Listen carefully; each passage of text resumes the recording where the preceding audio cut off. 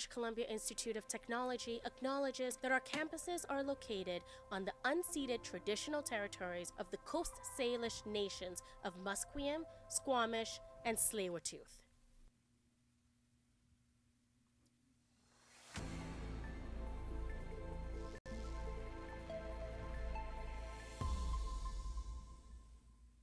Good morning, everyone. Welcome to BCIT News. Grab a cup of coffee. I'm Kai Garcia, and this is your news headlines at 10. Happening across Canada, the federal jobs minister, Patty Hajdu, urges Canada Post to give an offer to the Postal Workers Union who are on strike. Last week, Ottawa announced drastic changes to Canada Post operations as it continues to address its financial troubles. As a result, the union that represents 55,000 postal workers went to the picket lines and have not yet resumed operations, causing frustrations between Canadians.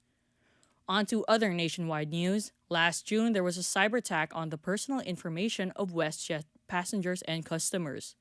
The Canadian airline issued a notice to U.S. residents today about the ongoing investigation. The information exposed includes their names, contact details, information, and documents that were provided when they booked a flight with WestJet. They believe sensitive data such as credit card and debit card numbers, expiry dates, CVV numbers were not involved in the cyber attack. On to the country's economy. Deloitte Canada suggests that Canada will avoid a recession as the economy could grow in the third quarter with expected growth about 1.2%. However, Statistic Canada had last month's real gross domestic product fall 1.6% on an annual basis due to a drop of exports and business investments. Deloitte says that it will avoid contraction despite the company's recent falling numbers. In the video game industry, Electronic Arts, an iconic video game company with a location here in Burnaby, is being bought out. Reporter Jennifer King has more on what the record-breaking deal entails. Electronic Arts, the video game maker behind Madden NFL, Battlefield, The Sims, FC25, and other popular titles, is being taken private in a deal worth $52.5 billion. If it closes as expected in 2027, it could become the largest ever buyout funded by private equity firms. Silver Lake Partners, along with Saudi Arabia's PIF and Affinity Partners, run by President Trump's son-in-law Jared Kushner, will pay EA's stockholders $210 per share. The Saudi Sovereign Wealth Fund has been taking stakes in many video game publishers, and Silver Lake is part of the recently announced venture to take over TikTok in the U.S. Electronic Arts was founded in 1982 by former Apple employee William Tripp Hawkins and is led by CEO Andrew Wilson. The company will remain headquartered in Redwood City, California. I'm Jennifer King. Following in entertainment and even in sports, worldwide superstar Bad Bunny is set to headline the Super Bowl halftime show in Northern California next year in February. Reporter Janai Norman has more on the superstar's appearance in the iconic show. Bad Bunny taking over football's biggest night. The three-time Grammy winner, whose real name is Benito Antonio Martinez Ocasio, will headline the Super Bowl 60 halftime show in February, saying in a statement, "What I'm feeling goes beyond myself. It's for those who came before me." Continuing, "This is for my people, my culture, and our history."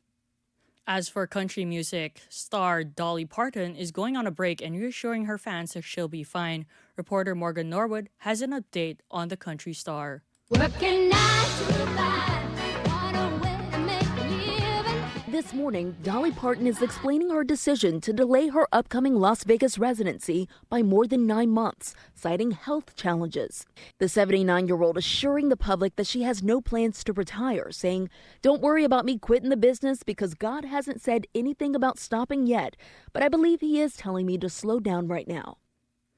On to the weather. It's starting to get cold with highs of 16 and lows of 13 today here in Burnaby. Environmental Canada says heavy rainfall will hit the lower mainland and expect around 60 millimeters of rain by Monday afternoon. Motorists should be careful with the reduced visibility and pooling water on the roads. This has been Kai Garcia of BCIT News, and thank you for listening at the news headlines at 10.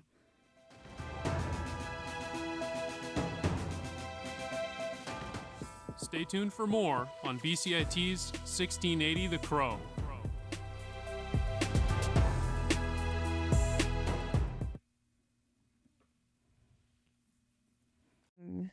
I knew a bit about Lightroom and Photoshop before coming into the program, but I didn't really know much about Premiere, and that kind of scared me.